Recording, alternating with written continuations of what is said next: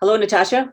Hello, Judy. Thanks for having me today. Well, thank you for joining me. I have the pleasure of interviewing today Natasha Sokolowski Yes. with the burnt tongue of Yes. three locations, one in Dundas, the most recent. What's the address there, Natasha?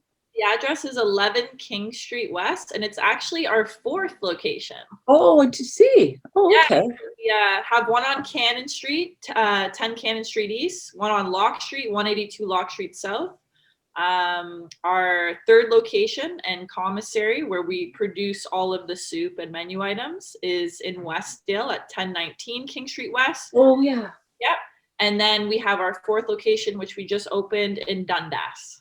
Yes, and you've got big shoes to fill there because you followed Taylor's Tea Room, who used to be there, and they were a big favorite in Dundas. Yeah, and Braden, the previous owner of Taylor's Tea Room, actually still lives upstairs, so we get to see him all the time. He's one of our regulars. He's fabulous. Yeah, he's a great chef himself. So yes, he's awesome. Yeah, good stuff. Always helpful for us too. So. Oh, that's excellent. And how long have you been with Burnt Tongue? I've been with Burnt Tongue going on 4 years now, I believe. And are you the operations manager? Yes, you got it. What does that mean? So I overlook a lot of day to day. I do a lot of traveling between the four locations, guiding the managers, guiding the staff, implementing protocols, procedures, making sure everything is consistent with day to day. So I'm sort of kind of all over the place. It's very exciting. It's nonstop and I love it. Oh, that's wonderful. That doesn't get better than that, does it? If you love your job. I have a great team. So every day is a pleasure to work with everybody. Yeah. And Leo is one of the owners. Are there two owners? There's actually 5 of us now. So the Burnt Tongue was founded by Leo and Dan in 2013. We opened the Burnt Tongue. They opened the Burnt Tongue, sorry. And then I joined the partnership a couple years later, along with my other partner, Mike, and John as well. Okay. And who is the chef? Is that Dan? Dan and John. They work collectively together. All right. And do you know who comes up with all the recipes for the soups and all that? Yeah, so Dan comes up with all of the soup recipes as well, and so does John as well. Yeah, because that's sort of the main item on the, is it fair to say the main, I assume that's how the name came to be? For our soup, the soup put us on the map with the Burnt Tongue. We also offer sandwiches and salads. And we also offer burgers and fries at our Cannon and Locke location. Our Westdale and Dundas location only offers specialty sandwiches, soups, and salads. Okay, I've had your hamburgers on Locke Street, and they're very, very good. Yes, yeah. So Cannon and Locke will continue to offer those items as well as fries. Right. And did the name Burnt Tongue come from hot soup? Yeah, so as Dan and Leo can tell the story better than me, obviously, but when they were sort of discussing their business plan and what the Burnt Tongue was going to look like, Dan one day just called Leo and was like, what about the Burnt Tongue? And Leo was like, I love it. Let's go with it. So it was, it was a lot of back and forth at first. And it's funny because even now people will think we either sell coffee or we sell spicy food. Oh, of course. Yeah. Something that, yeah. Well, I always knew soup was a big feature, so I figured that might have been what it is. And well, that's great. I like is that a Roots t-shirt you're wearing there? It is, yeah. It's like great color. It is fabulous. Very Canadian. Thank you. Yeah. And do you know how they came up with the restaurant, like how they came up with the model of selling soup, for example? Or was selling soup always sort of a forefront in their vision? Well, to my knowledge, Dan and Leo were originally discussing grilled cheese alone, gourmet grilled cheese. And then the soup came along because soup is so nostalgic for everyone, and every different culture has a different soup. And I mean, if you think back when you were younger, it's like what was comforting you when you were sick, not feeling well, something that just gave you pleasure is usually soup and a hot meal. So that's how, it came to be. And it first started with the soup and grilled cheese. And then with the customer demand of, people sort of, fries would be great, burgers would be great, this would be great. Then the menu grew. Mm-hmm. Yeah, so you just started with the thought that soup is probably something that most people enjoy, isn't it? Yes. Do they sell sort of summer soups as well, like cold soups at all? Yeah, we do a really nice gazpacho in the summer. Oh, We've experimented with so many different soups over the years. mhm. Um, and we've gotten a lot better with sort of narrowing things down and listening to people, what they want, you know, classical soups, and also just what sells. And basically, Dan is really good at creating things that people want. And he's really great at, you know, feeding large amounts of people is his specialty. So he has a lot of fun in the kitchen coming up with new menu items. And then also kind of, you know what I mean, narrowing in on our classics and making them like the best soup you've ever had. So Yeah. People keep coming back. Well, you've done really well. I mean, you've got 4 locations, and I know it's popular. So you're certainly doing the right thing. Whatever you guys are up to. we keep at it every day. It's definitely comes with its challenges, but you know, we love what we do, and we love feeding people and making people happy. And growing along the way with the community is really important as well. Yeah. Does anybody in the group live in Dundas? Yes, actually, John does. One of the chefs. Yeah, he lives right in Dundas, and he loves Dundas. He actually came up with the idea of us expanding to Dundas. Yeah. Oh, it's a great location. It's such a little niche market, isn't it? Yeah, and because we're in Dundas now, I'm exploring other areas of Dundas that I never knew even existed, and the community has been great and extremely welcoming. Yeah. Is there places to sit in Dundas in the Burnt Tongue? Yes, and we're actually just waiting on new tables and chairs. So right now we only have a table of 4 and then 2 tables of 2 right now.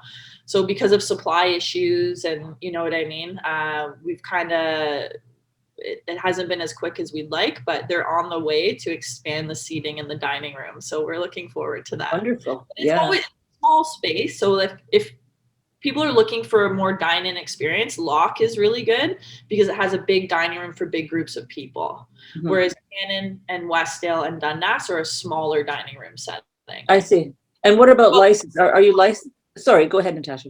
We can always accommodate because our turnover is very quick. So a lot of people pop in for lunch, and then even though, you know, you might have to wait 10 minutes, you always get a seat. Yeah. Oh, I see. Yeah. And you're not licensed at all. No, we do serve root beer though. Oh, there you go. That's that's great. Root beer, that's awesome. I haven't had that for a long time. Yeah. And what would you say you love most about what you do? I love most working with the team. I love, you know, interacting with customers. I love working with people and, you know, not only managing the restaurant, but managing the different personalities that come with, you know, the staff and the customers. Yeah. And just, I've always really been involved with food. Even when I was little, I was always really intrigued by it. It always, you know, it took me a long time to figure out what I wanted to do with my life, but I always knew that I wanted to do something with hospitality and something involved in food. And I take great pride in what we do. And I take great pride in what the Burnt Tongue stands for. So I'm happy to be a part of the team. Yeah, fantastic. Awesome. I wonder how much soup you go through in a... Oh gosh, lots. And I think over the years, we've made over like 4,000 different varieties of soup. Really? And how many varieties would you have at any one time in the restaurant? So right now we have the first time ever have the most consistent menu that the Burnt Tongue has ever had. So back in the day, if you can imagine, we had Cannon and Locke. There was 2 different chefs at each location. Every morning they were making soup for that day. And every day the soup was changing. So you can imagine how hectic that is to advertise and train the staff and execute. You know, they'd start at 6 and they'd have to be done by 11 o'clock, 8 different soups. So it was really crazy. And now we change our menu seasonally. So every 3 to 4 months. And each location as of now offers different soups. So Dundas will be different than Westdale, and Westdale will be different from Cannon and Locke. Okay. But with the exception of the creamy tomato tortellini, because that is our best seller. Everyone goes crazy for it. We basically need a fountain of it at this point because it's so popular. But we've definitely streamlined things. We're becoming more consistent, which is great for us. Training staff, operationally, producing, and then marketing as well. Yeah. And I think I read something that about Dan being the chef, that he loves what he's doing because he loves making soup. He does. He loves creating and trying different things, and Yeah. people don't realize how much work goes into making soup and building the different layers and levels. It's not just about putting everything in a pot. There's a lot of things involved that people don't really see, right? Yeah, yeah, exactly. Yeah. And what do you think is the most challenging aspect of the work for you? That's a great question. There is lots of different challenges. I think from my realm, my opinion would be consistency between all 4 locations, menu items, customer service between all 4 locations, ensuring things are done properly between all 4, and empowering others, the staff, managers, to become self-sufficient in that location. Mm-hmm. And problem solve and, spread our vision that we have. We try to empower our staff, and you know what I mean? Yeah. The great thing is we hire great people, and we have a great team, and everyone works really well together. So consistency is a big one, and we're still tightening things up, and we're learning along the way. Training staff with new menu items and protocols can also be challenging too, with 4 different locations. Mm-hmm. And then also the beast never sleeps. It can be a challenge to disconnect sometimes. I see. Yeah, yeah. We're open 7 days a week, right? So you always have to be on. So that's definitely a challenge personally. Yeah. So, I mean, I could go on forever, but we're learning along the way. We're growing, we're adapting, and that's not only challenging, but it's also really exciting. Well, and it's fun, isn't it? Yes, it's a wild ride. Just plain old fun. I mean, it sounds like you're all having a good time doing what you're doing. So that's awesome. Right. Yeah. And what do you think motivates you to keep doing what you're doing? My motivation,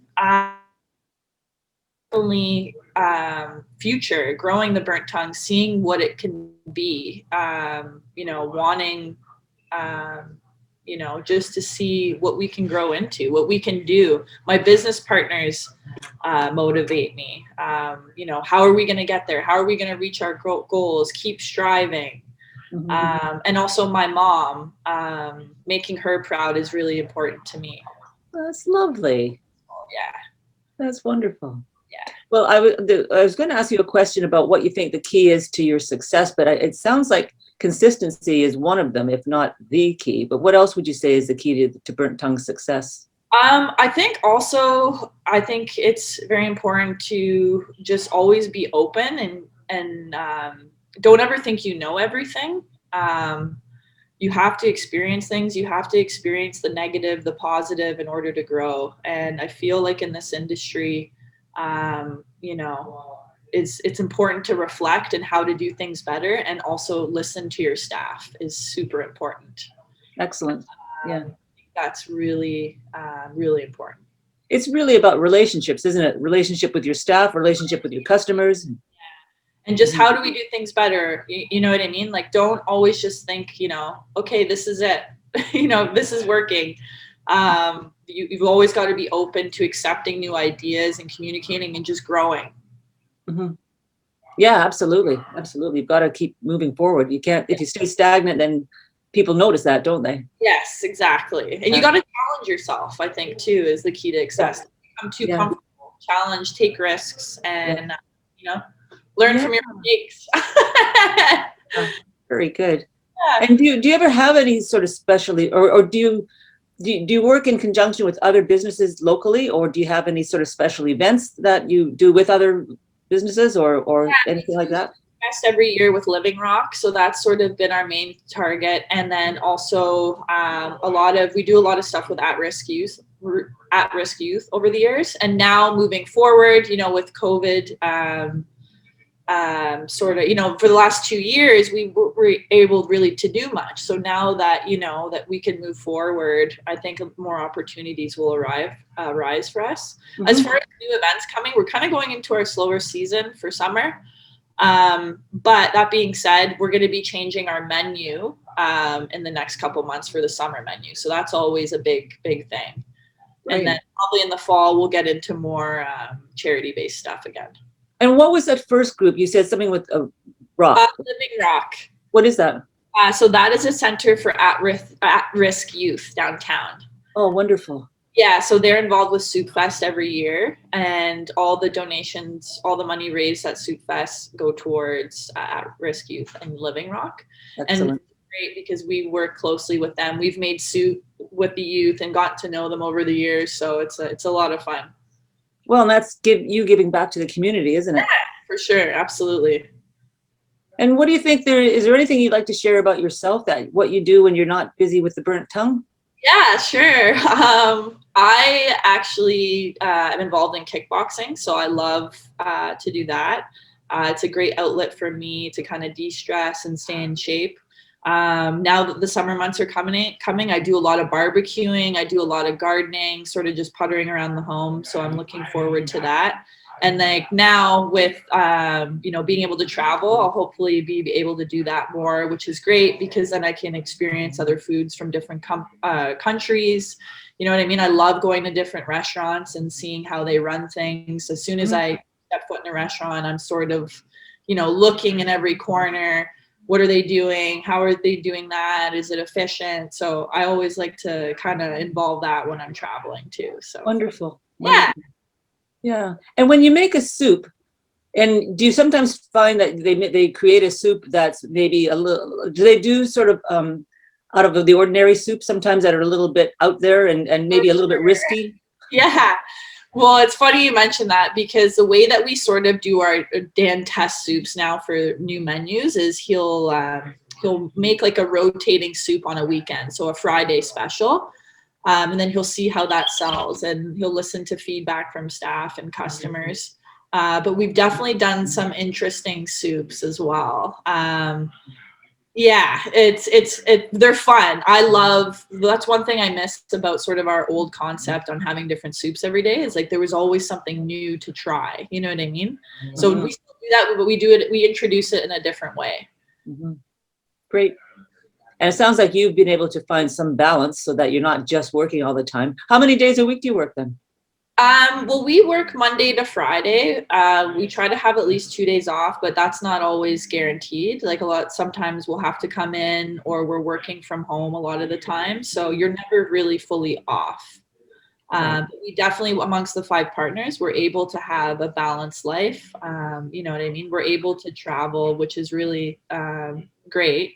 So we're definitely like in a good space for that versus when you're one business owner, sometimes you just might not be able to disconnect at all. Yeah, you're able to sort of split the stress and split the workload and. Yes, yeah. Always come back to it, but we definitely, are, disconnecting is important at times. Yeah. For sure. Yeah, and that's easier said than done for a lot of people, including myself, for sure. Yeah. But it sounds like you've all worked on it and come up with a business model that really works well for you. Yeah, for sure. No, it's been great. And I'm excited for the future and to see what happens with the burnt tongue. Yeah. What do you think is in the future? Is there any kind of a long-term vision at all? Yeah, we would definitely like to keep expanding and opening locations and also kind of entering the realm of retail soups. So right now we currently sell retail soups at all 4 locations and we do a home delivery service. So basically anyone can come into the locations and buy a bag of our 1 liter of soup, which is great because you can take home, heat it. So we'd definitely like to explore that more and we'd explore catering more as well. Awesome. Yeah. Excellent.